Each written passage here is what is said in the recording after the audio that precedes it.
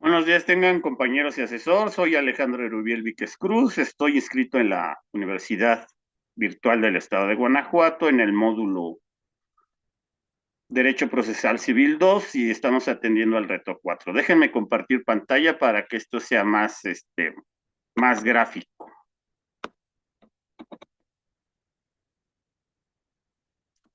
Bueno, aquí estamos, lo que ya les había dicho. El reto 4 es conoces el trámite de los juicios especiales sobre estado de interdicción e hipotecario.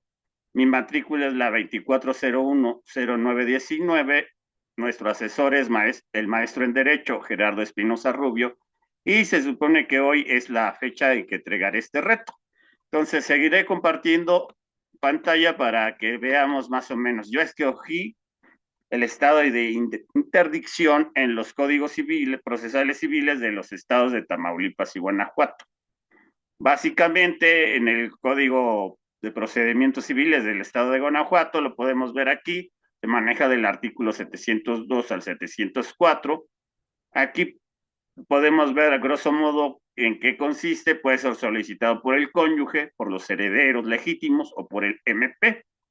Artículo 702, la declaración será mediante juicio, el juez nombrará un tutor interino de entre los familiares más cercanos, a menos que el posible interdicto haya designado de antemano un tutor propio, o es decir, que él lo haya antes de que su condición empeorara, lo haya designado.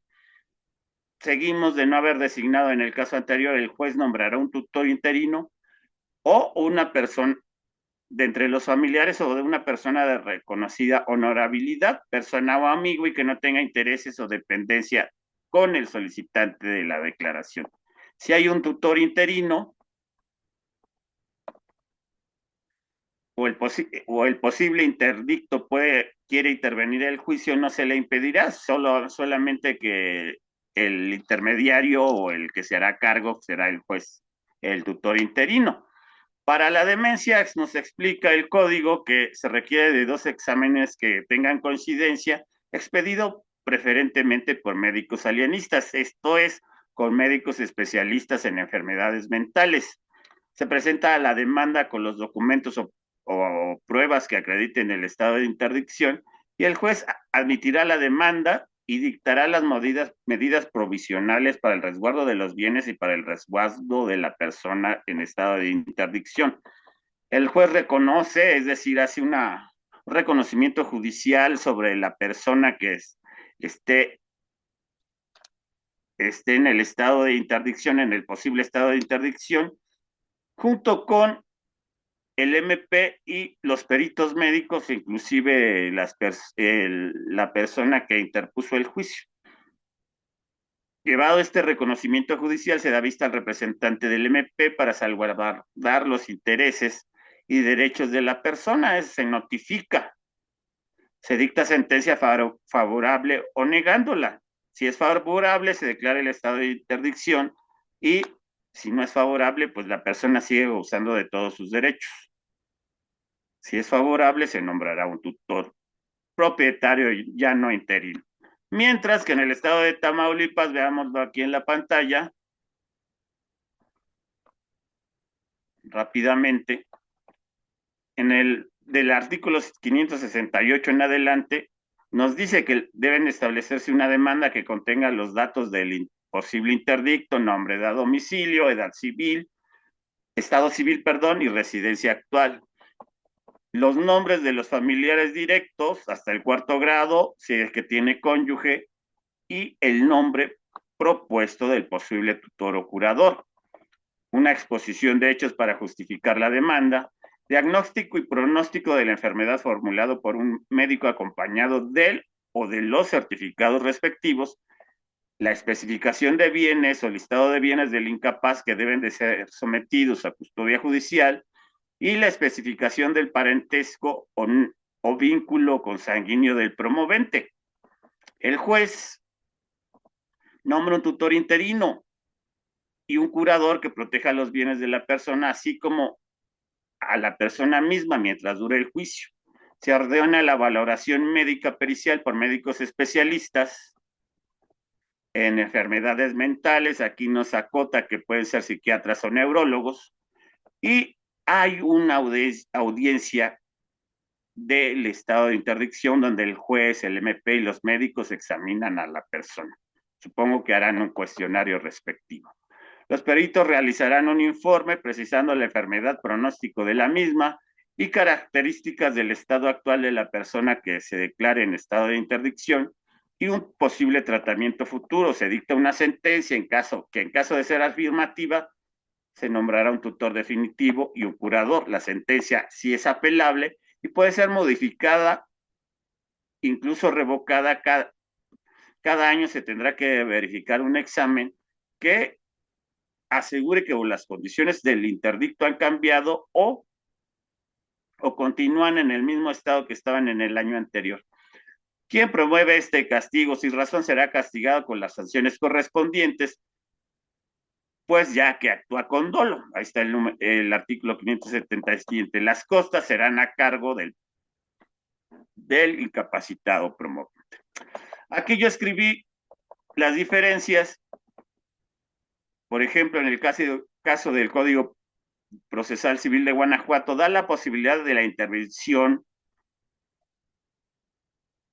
en el juicio de interdicción del Ministerio Público, lo que no sucede en Tamaulipas. En cambio, en Guanajuato también se da la posibilidad de que antes del posible interdicto haya nombrado tutor denominado asignado, es decir, que él pudo haber nombrado bajo su propia voluntad un tutor propio cuando todavía él estaba consciente. Y en Tamaulipas no se da este tipo de caso, este tipo de, como de posibilidad. En Tamaulipas no hay posibilidad de haber nombrado un tutor autodesignado. En Tamaulipas, en cambio, existe una audiencia especial donde se examinará al presunto interdicto, mientras que en el Guanajuato el juez tiene que hacer un reconocimiento judicial, ya sea en el domicilio del posible interdicto o donde se encuentre, puede estar en un centro de descanso o en un club o donde sea, ahí tiene que ir el juez a hacer un reconocimiento judicial. En el caso de Tamaulipas se aclara que después de la sentencia a favor, como mencionamos, cada año se tiene que presentar un examen que siga diagnosticando la condición o la continuidad del estado de deficiencia del posible interdicto o que las condiciones ya cambiaron y se revoca este estado de interdicción. Entonces, inclusive hay una multa o una revocación del cargo de tutor si no se promueve que el posible el interdicto, ya en este caso, sea examinado nuevamente año con año. En el reto nos piden otros juicios civiles en Tamaulipas que tengan estas características de juicios especiales. Y yo escogí el juicio hipotecario porque es uno de los más clásicos. Sirve para exigir el pago o la prelación de un crédito garantizado en hipoteca, y esto pueden observarlo del artículo 530 al artículo 540 del Código de Procedimientos Civiles del Estado de Tamaulipas. ¿Qué requisitos presenta? Que el crédito conste en escritura pública debidamente registrada, que el plazo se haya cumplido o que deba anticiparse mediante contrato o conforme a la ley. Hay que presentar la demanda con la documentación debida, hipoteca registrada en el registro público de la propiedad, donde vengan los plazos y la deuda. El juez dictará un auto dando entrada a la demanda del juicio hipotecario, donde mandata que se emplace o notifique al deudor para que pague o entregue las partes de lo comprometido en la cédula hipotecaria. Hay un orden de entrega de la cédula hipotecaria y un resguardo de bienes. Hay un nombramiento del depositario, hay un orden de avalúo de bienes y hay un emplazamiento al deudor para que conteste en el plazo de 10 días. Si no hay más acreedores de igual, si hay más acreedores de igual clase, notificarlos. La cédula hipotecaria se enviará al registro civil para su inscripción, así como la diligencia de entrega y emplazamiento del demandado. Si se contesta la demanda haciendo valer sus excepciones, será por la vía sumaria. Son admisibles todas las clases de excepciones. Si se declara procedente la vía hipotecaria se procederá a mandar al remate de bienes. Si no es procedente, se otorga al actor que actúe como mejor le convenga. Si hay más acreedores, se procederá con las reglas de concurso establecidas en el código. Este es otro de los juicios especiales que elegí y que ahí están los debidos pasos que se deben llevar. El otro caso especial que elegí fue el juicio de desahucio que se encuentra desde el artículo 543 al artículo 556 del Código de Procedimientos Civiles del Estado de Tamaulipas.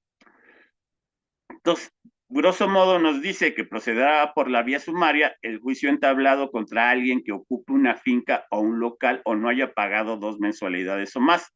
Se presenta la demanda acompañado del contrato de arrendamiento y los recibos de renta insolutos, o sea, los no pagados.